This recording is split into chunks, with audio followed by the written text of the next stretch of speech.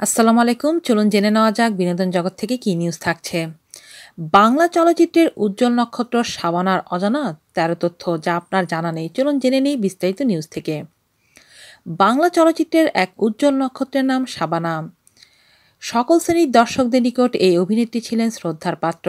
জীবন্ত অভিনয় দিয়ে খুব সহজেই দর্শক হৃদয়ে প্রবেশ করতে পেরেছিলেন বলেই অভিনয় থেকে বিদায় নেওয়ার পরেও তার কথা ভুলতে পারে না এদেশের ফিল্ম ইন্ডাস্ট্রি। শাবানা সম্পর্কে কয়েকটি তথ্য আজ আপনাদের জন্য আমরা তুলে ধরছি। ১. শাবানার আসল নাম আফরোজা সুলতানা রত্না। চলচ্চিত্রের নাম পরিবর্তন করে হন শাবানা। ২.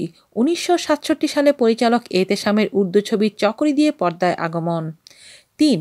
শাবানা অভিনীত ছবির সংখ্যা প্রায় ৫০০'র মতো।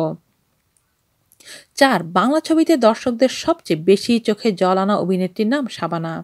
৫. নায়ক নায়িকার বাইরেও ভাবি মায়ের চরিত্রে অভিনয় করে সিনেমাকে টেনে নিয়ে যেতে পারতেন শাবানা। ৬. শাবানার স্বামীর নাম ওয়াহিদ সাদিক, যিনি একজন চলচ্চিত্র প্রযোজক। ৭. শাবানার প্রযোজনা প্রতিষ্ঠানের নাম ছিল এসএস প্রোডাকশন।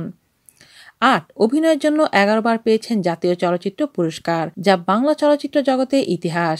৯. শাবানার বাবার নাম ফয়েজ চৌধুরী, যিনি একজন টাইপিস্ট ছিলেন এবং মা ফজিলাতুন্নেসা ছিলেন গৃহিণী। ১০. শাবানা অভিনীত সর্বশেষ চলচ্চিত্র ছিল ঘরে ঘরে যুদ্ধ।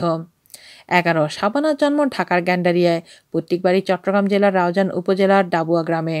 ১২. শাবানার বিপরীতে প্রথম নায়ক ছিলেন নাদিম।